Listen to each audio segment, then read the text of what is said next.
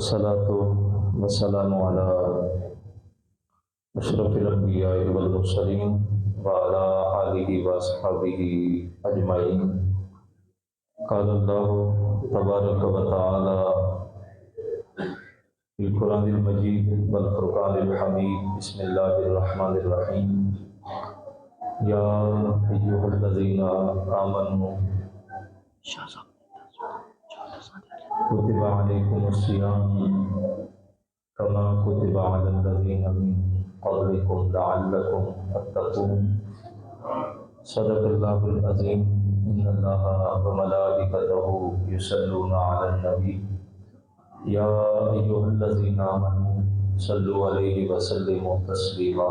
صلاة معزز محترم حاضرین و سامعین، بالخصوص مسند وقار پر جلوہ گر مقتدر علماء کرام، نعت خوانان شیر لسان، منتظمین محفل، السلام علیکم ورحمۃ اللہ وبرکاتہ۔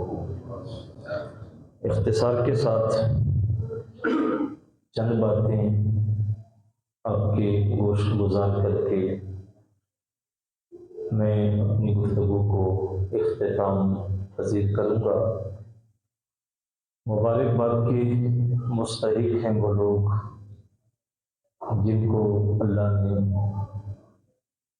اپنے گھر کی تعمیر کے لیے مختص کیا اور جنہوں نے اپنی محبتیں، اپنا تعاون اور اپنے قیمتی مشورے اللہ کے اس گھر کی تعمیر کے اندر پیش کیے۔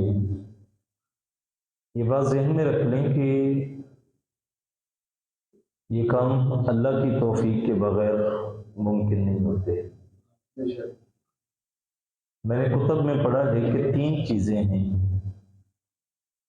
جب بندہ نیت کے ساتھ ان کا ارادہ کر لیتا ہے تو اس کو مکمل کرنا اللہ کے ذمہ ہوتا ہے۔ پہلی چیز فرمایا گیا کہ جب بندہ مسجد کو تعمیر کرنے کا ارادہ کرتا ہے، اس کا پختہ ارادہ ہوتا ہے کہ یہ کام صرف اللہ کے لیے کرنا ہے۔ اس کے پاس کچھ نہیں لیکن اس نے اینٹ رکھ دی، فرمایا اللہ اپنے ذمے لے لیتا ہے، اب اس کو مکمل کرنا۔ اللہ پھر اسباب دیتا ہے اور وہ کام مکمل ہوتا ہے۔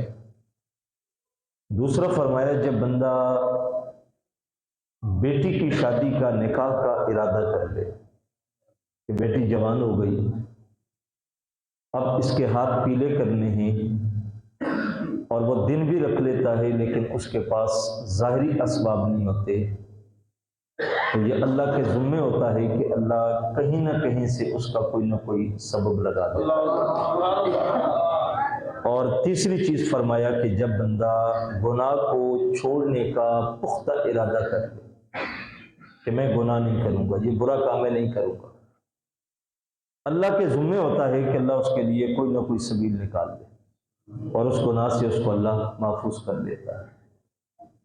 مسجدیں، ان کی قدر و منزلت کیا ہے، ان کا مقام کیا ہے، ان کی اہمیت کیا ہے، آپ اس سے اندازہ لگا لیں کہ جتنے نبی گزرے ہیں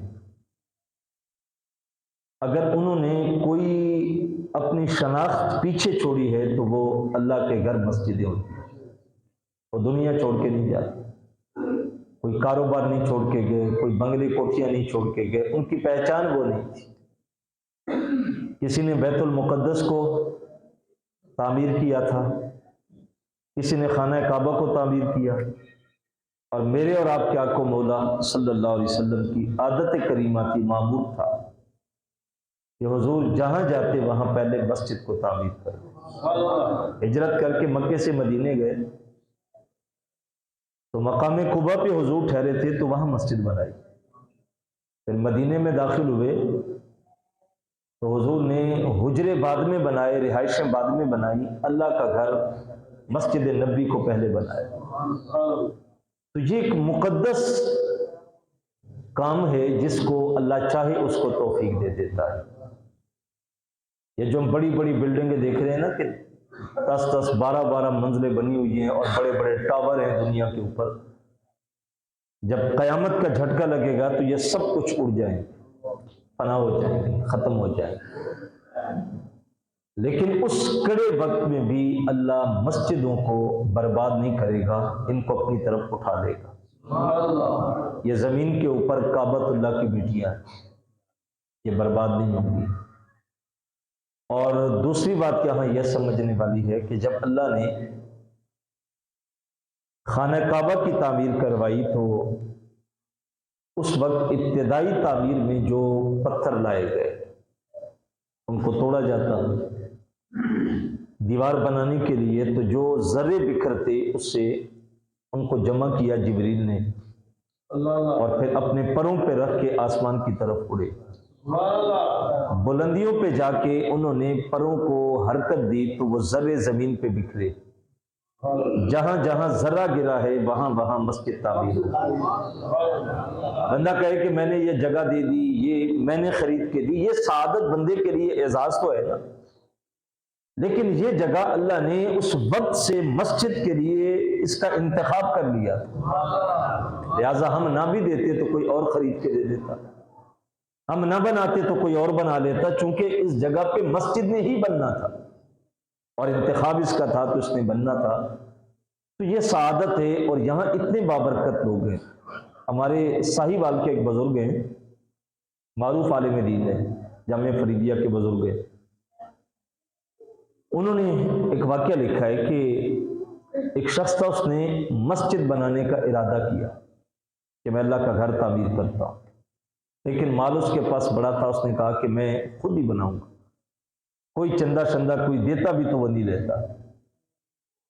ایک دن خواب میں سویا تو اس نے دیکھا کہ جنت میں ایک طرح کے 2 محل بنے ہوئے، اور جس طرح ہوتا ہے نا ہمارے ہاں 2-3 بھائی ہوتے ہیں تو وہ ایک طرز کے نقشے کی کوٹھیاں بناتے، رہائشیں بناتے، تو بالکل ایک ہی نقشے کے 2 گھر جنت میں، ایک پہ اس کا نام لکھا ہے اور 7 والے مکان پہ کسی اور کا نام لکھا ہے۔ بڑا حیران ہوا کہ چلو میں تو اللہ کا گھر بنا رہا ہوں، لاکھوں روپیہ صرف کر رہا ہوں، تو میرا مکان تو سمجھ آتا ہے، اور میرے ہی نقشے کے مطابق دوسرا مکان 7 والا، جب غور سے دیکھا تو اس پہ اس مستری کا نام لکھا تھا جو مسجد کو تعمیر کر رہا تھا۔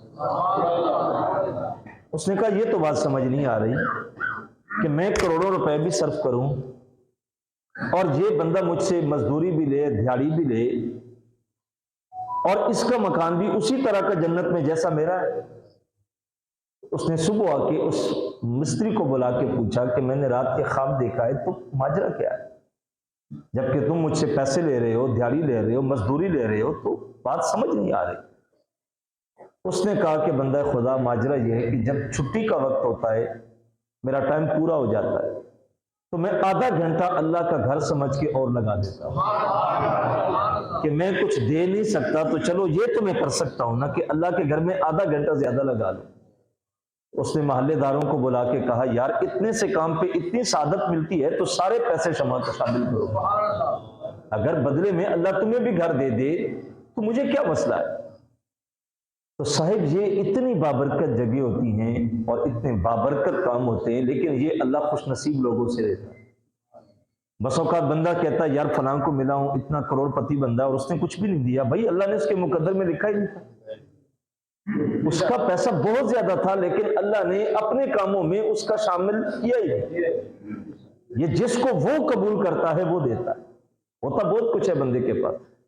بیٹے کی شادی آ گئی تو ناچ گانوں پہ لوگ فلمیں بنا کے اتنا پھینکتے ہیں کہ بندہ حیران ہوتا ہے کتنا پیسہ، لیکن اسی سے آپ کہیں کہ یہ اللہ کے گھر کے لیے دیں تو شاید کہ وہ 500 بھی نہ نکالے، یعنی کہ اس کے پاس ہوتا نہیں، اصل اندر اللہ وہ بات ڈالتا ہی، اس کو ترغیب ہی نہیں دیتا۔ تو یہ سعادت مند لوگوں کا مقسوم ہوتا ہے جن سے اللہ اپنے دین کا کام لیتا ہے۔ تو آج خوش قسمتی ہے آپ لوگوں کی، اہل علاقہ کی، کہ آپ کی بستی میں اللہ نے جہاں آپ نے اپنے گھر بنائے تھے اللہ نے ایک اپنا گھر بھی بنا دیا، اور یہ پورے محلے کے لیے اعزاز کی بات ہے، برکت کی بات ہے۔ لیکن اس سے محبت کا جو عمل ہوتا ہے وہ بھی حضور کو پسند ہوتا ہے۔ علماء تشریف فرما ہے، مسجد نبوی کے اندر ایک خاتون تھی، وہ آ کے جھاڑو دیتی تھی۔ ہمارا دیہاتی جو کلچر ہے نا، اس میں یہ باتیں تھیں، اگرچہ اب وہ چیزیں نہیں رہیں۔ ہم بھی جب بہت چھوٹے ہوتے تھے تو کے پی کے سے تعلق ایک دیہاتی ماحول سے ہیں، تو جمعے کے دن بالخصوص صبح کے وقت خواتین گلیاں صاف کرتی تھیں کہ آج جمعہ ہے تو لوگوں نے دور دور سے جمعہ پڑھنے آنا ہے، اور وہ بڑا خوبصورت دور ہوتا تھا جب ہر گھر میں ایک دو مہمان ہوتے تھے۔ جو رشتہ دار ڈیروں پہ دور رہتے تھے وہ صبح صبح آ جاتے تھے کہ چلو کسی رشتہ دار کے گھر ٹھہر جائیں گے، جمعہ پڑھیں گے پھر آئیں گے، تو ایک بڑا خوبصورت ماحول ہوتا تھا۔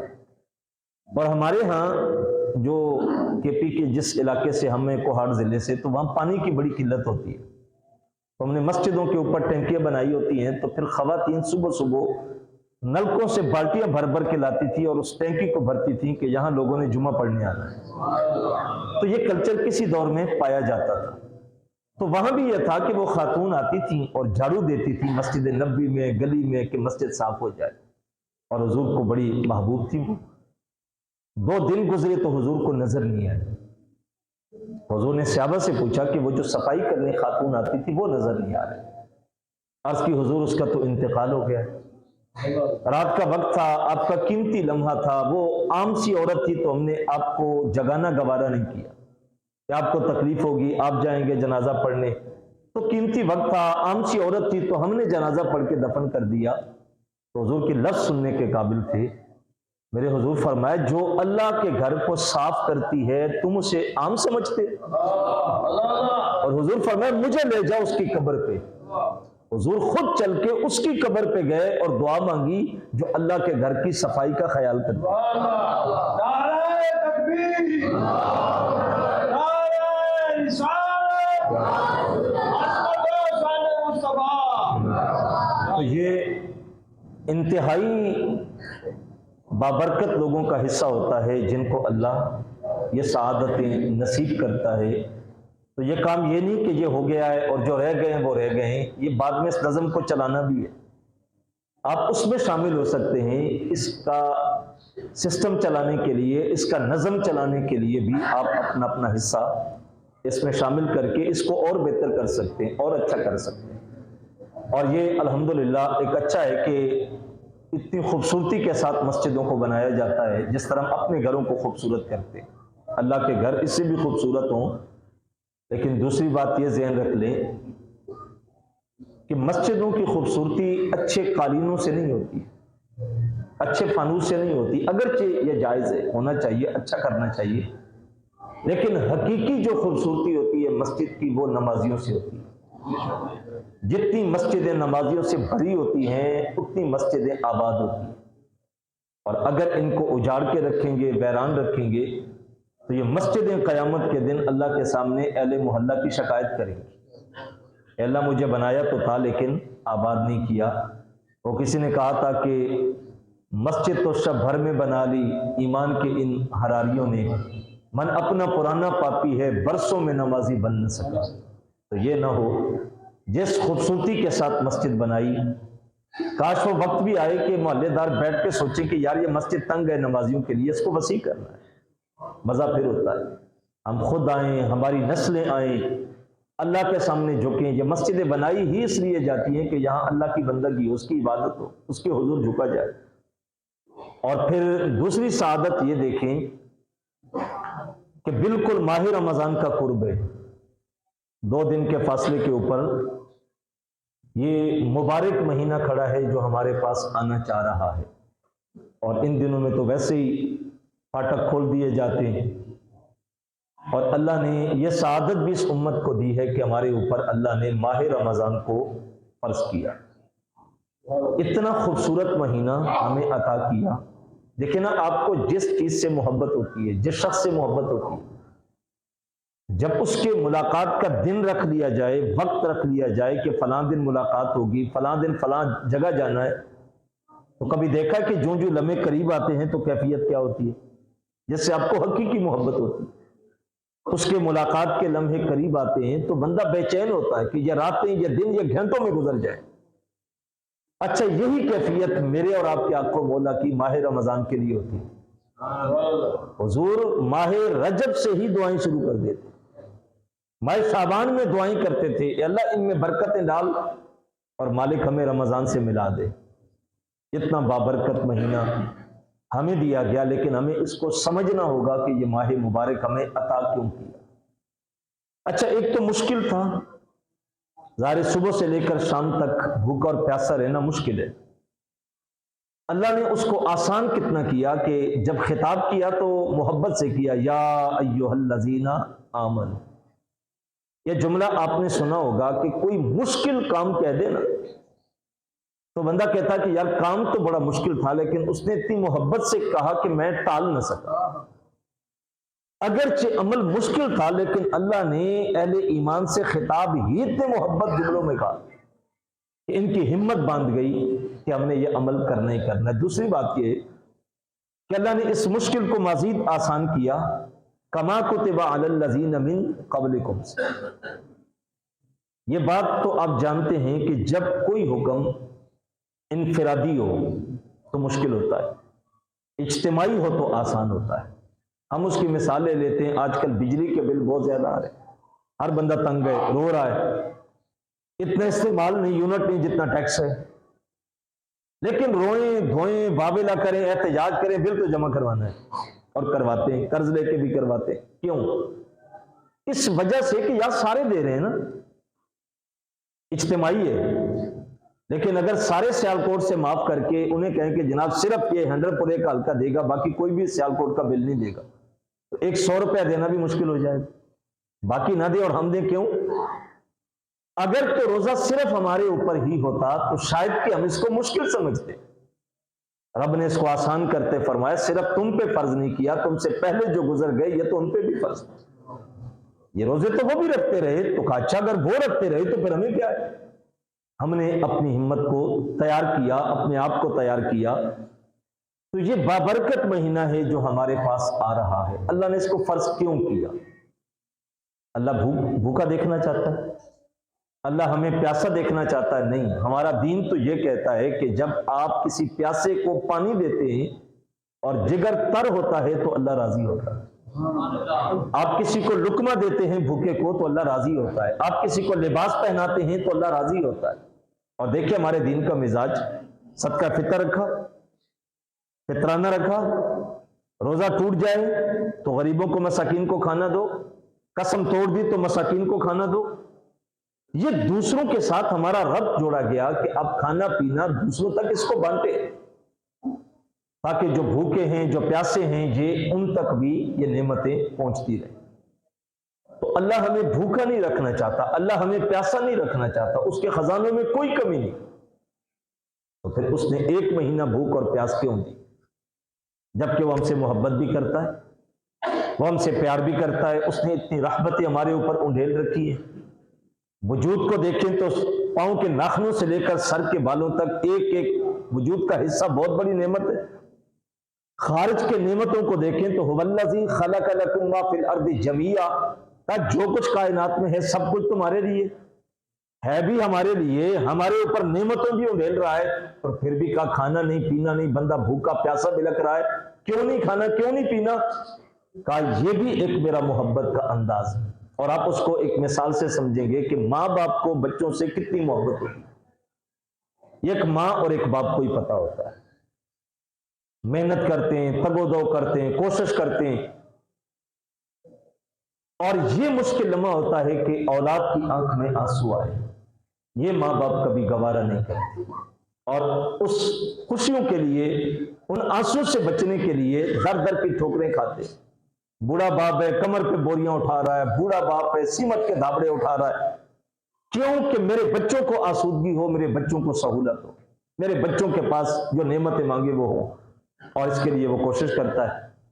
لیکن بچہ بیمار ہوا، پکڑا ڈاکٹر کے پاس لے گئے، ڈاکٹر نے مرض دیکھا اور دوا تجویز کر کے کہا یہ 2 چمچ صبح پہ لاؤ، 2 شام پہ لاؤ اور 2 دوپہر کو پہ لاؤ۔ اب سیرپ کڑوا ہے، بچہ پینا نہیں چاہتا، لیکن ماں باپ اس کو پلا رہے ہیں۔ آپ نے منظر گھروں میں دیکھا ہوگا کہ مائیں ہاتھ پکڑ لیتی ہیں، زبردستی منہ کھولتی ہیں اور دوا حلق میں ٹپکاتی ہیں، جبکہ بچہ چیخ رہا ہوتا ہے، تو کیا سمجھیں گے کہ بچے کی محبت ماں باپ کے سینے سے نکل گئی، اس کی تڑپتی ہوئی مانتا دم توڑ گئی، کہ جس کی آنکھ میں آنسو گوارا نہیں تھا، اور اب یہ ہے کہ بچہ تڑپ رہا ہے لیکن ماں باپ اس کی پرواہ نہیں کرتے، اور ہاتھ پکڑ کے بھی دبا اونڈیلتے ہیں۔ بچہ کیوں روتا ہے؟ اس لیے بچہ روتا ہے، اس لیے بچہ روتا ہے کہ یہ دوا کڑوی ہے، آواز ذرا مدم کر دے اس کی، اس لیے روتا ہے بچہ کہ دوا کڑوی ہے، حلق سے نیچے جائے تو کڑواہٹ کی وجہ سے بچہ چیختا ہے، بچہ روتا ہے، لیکن ماں کہتی ہے کوئی مسئلہ نہیں، یہ 2 لمحے کا رونا ہے نا، دوا اندر جائے گی، اثر دکھائے گی تو میرے بچے کی بیماری ختم ہو جائے گی۔ گویا بچے کی نظر کڑواہٹ پہ ہے، ماں کی نظر دوائی کے نتیجے پہ۔ اللہ بچوں سے، بندوں سے، انسانوں سے 70 ماؤں سے زیادہ پیار کرتا ہے۔ بچہ پھر بھی بھوک سے بلک رہا ہے، پیاس سے بلک رہا ہے، ٹھنڈا پانی سامنے، ٹھنڈا جب وہ کھانا سامنے، رب کہتا ہے ہاتھ نہیں بڑھانا۔ کیوں مالک؟ تو 70 ماؤں سے زیادہ پیار کرتا ہے۔ کہا اگر 1 مہینہ یہ کڑوا سیرپ حلق سے نیچے اتار لیا تو نتیجہ کیا ہوگا؟ لعلکم تتقون، تمہیں تقوی کا نور مل جائے گا۔ تو اللہ نے یہ مہینہ ہمیں عطا کیا اس غرض سے کہ ہم اس مہینے میں اللہ کے ساتھ اپنے رشتے کو مضبوط کریں، اس کی طرف بڑھیں۔ دوسرا یہ ہے کہ 1 مہینہ بھوک اور پیاس کاٹے تاکہ تمہیں دوسروں کا احساس ہو۔ جس مرحلے سے بندہ گزرا نہیں ہوتا اس مرحلے کا احساس نہیں ہوتا۔ بیماری کیا ہے، دکھ کیا ہے، تکلیف کیا ہے، رات کو کان میں درد ہو تو کیا ہوتا ہے، کہنا اور ہے، اور گزر نہ پڑے تو پتا ہوتا ہے کہ تکلیف کتنی ہوتی ہے۔ تو اس لیے ہمیں اس مہینے میں بھوکا اور پیاسا رکھا اور کہا کہ تم نے 1 مہینہ بھوک کاٹی، تمہیں پتا ہے نا کہ بھوک کتنی مشکل ہے، 1 مہینہ پیاسے رہے ہو نا، تمہیں پتا ہے کہ پیاس کتنی مشکل ہے۔ تو کہا اب ان کا احساس کرو جو سارا سال اس مرحلے سے گزرتے۔ چھوٹا بچہ روزہ رکھ لے اور فروٹ سامنے پڑا ہو اور بچہ رو کے کہے کہ مجھے یہ پکوڑا دے دو، یہ فروٹ دے دو، ماں باپ کہتے ہیں نہیں نہیں تھوڑا سا ٹائم رہ گیا برداشت کر۔ بچہ روئے بھی، تکلیف میں بھی ہو تو ہم اس کو روکتے ہیں، لیکن وہ وقت ماں باپ پہ کتنا مشکل ہوتا ہے جب بچہ روزہ رکھا ہے، بھوک سے بلک رہا ہے، ماں باپ ہاتھ کو روکتے ہیں کہ تھوڑا ٹائم رہ گیا گزارا کر، کتنی تکلیف ہوتی ہے۔ تو بتاؤ ان ماں باپ کا حال کیا ہوگا جن کے بچے سال ہر سال بھی فروٹ کو ترستے، ان کے پاس کچھ نہیں ہوتا، گھر میں کھانے کا کچھ نہیں ہوتا۔ کہا جب اس مرحلے سے گزرے ہو تو اب ان کا احساس پیدا کرو کہ بھوک کتنی مشکل ہوتی ہے، پیاس کتنی مشکل ہوتی ہے۔ تو صاحب یہ نہ ہو کہ ماہ رمضان آیا تو پہلے اپنی تیاری کریں، گھر والوں کو ٹائم ٹیبل دیں کہ ایک دن یہ بنانا ہے، ایک دن یہ بنانا ہے۔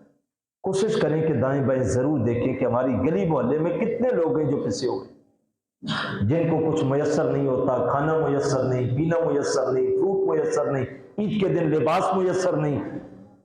اسلام یہ کہتا ہے کہ آپ ان کو اپنے ساتھ خوشیوں میں شامل کریں، اس مہینے میں اپنی ترتیب بنائیں، ایک تو اس عنوان سے اور ایک عبادات کے حوالے سے۔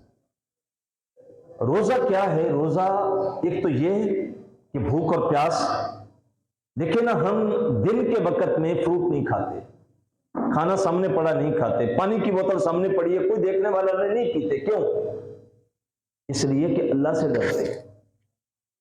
تو جو اللہ رمضان میں دیکھتا ہے کیا 11 مہینے باقی نہیں دیکھتا؟ تو باقی اس سے بھی تو ڈرنا چاہیے۔